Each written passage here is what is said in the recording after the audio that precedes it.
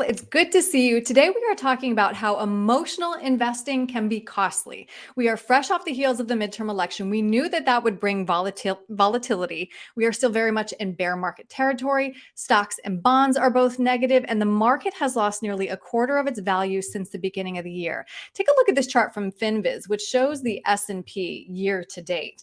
Kyle, when we see this much red on the board, it's so hard not to feel anxious. I mean, absolutely it is. And it's your money that we're talking about. Mhm. But to us, a key to trying to stay rational in times like this is to go back to the basics. And we Mhm. always ask ourselves and our clients the same question. What is the reason why we invest? Well, the reason why we invest is to participate in economic growth over the long run. And so if you can really break down what's driving market activities and understand those things, even at a simple level, it helps to ease some of the concerns and anxieties that are out there. And more often than not, just like now, it's not one or two issues that are driving everything, all the market selling. It's actually a multifaceted series of problems. And it's something that you need to stay on top of all the time. hmm And when we don't have a plan, Kyle, then we resort to reacting, right? As opposed to having that plan, which I know you really value when you work with your clients, Kyle. It's about having a plan for this kind of volatility. And it brings us back to what we're looking at, the investing cycle of emotions. Absolutely. And our approach is not just to hope for the best and hope we win big on risky or speculative trades. It's not that at all. It's really positioning client portfolios for times just like this because hmm we don't want to be driven by emotion. And what we found more often than not is clients are driven mostly by emotion when they're invested in a way that they're not comfortable with. Right. So that may mean they're taking too much risk or they're too heavy in just one area of the market. And that can happen when you don't really know all the options that are available to you. So that's something that we pride ourselves in is building portfolios to weather storms like this hmm and presenting solutions to clients when things may feel hopeless, like they probably feel for some people right now. Right, right. So I know again that you are considered a financial expert in your community. I'm sure you're getting tapped on the shoulder by a lot of people right now. What is the most common question or concern that you're hearing? The most common question I'm getting, and it's also one of the hardest ones to answer, is when is it going to be over? Right. When are we going to be done with this? And I don't have a specific answer or something I can point to, but there's absolutely certain things that we're looking out for in our office to be kind of signs that we may be on the mend, right? That hmm things may begin to turn.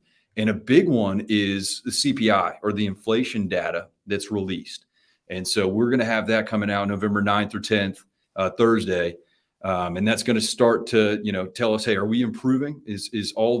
Are all these maneuvers by the Federal Reserve actually improving our issue with inflation or not? And I think that's going to be the biggest telltale sign of when we can start to expect a recovery. hmm Because as you often mention, it's not about timing the market, but time in the market. And so this, we just want people to remember, you are backed by a team of investment experts at Brookstone Capital Management. Our CIO, Mark Diorio, crunched these numbers. So this is a $10,000 investment over a 15-year period. On the far left, you stay fully invested. And then if you just miss the 10 best days, look what happens. Yeah, absolutely. Because you have things like bear market rallies that may drive people to make bad decisions. Again, investing emotionally, right? What that chart that you just put up on the screen proves to us is that the margin of error in attempting to time the market is so incredibly thin that it's almost not even worth it. To us, Right. it really isn't. So it's all about proper positioning, unique solutions, and knowing and expecting that we're going to see market cycles like this. Mhm. It's not always going to be like 2021 every single year. So I think it really defines our approach to investing, and it's what we pride ourselves in. Mhm. And you are known for helping people solve complex financial problems. So, what should we be keeping in mind right now? We should definitely keep in mind that this may continue for a little while. We're not sure exactly when it's going to stop. But if you feel like you're in that position where you're ready to make an emotional decision, stop the bleeding, or whatever you want to call it, you should really think twice. Feel free to contact us. We're happy to chat with you.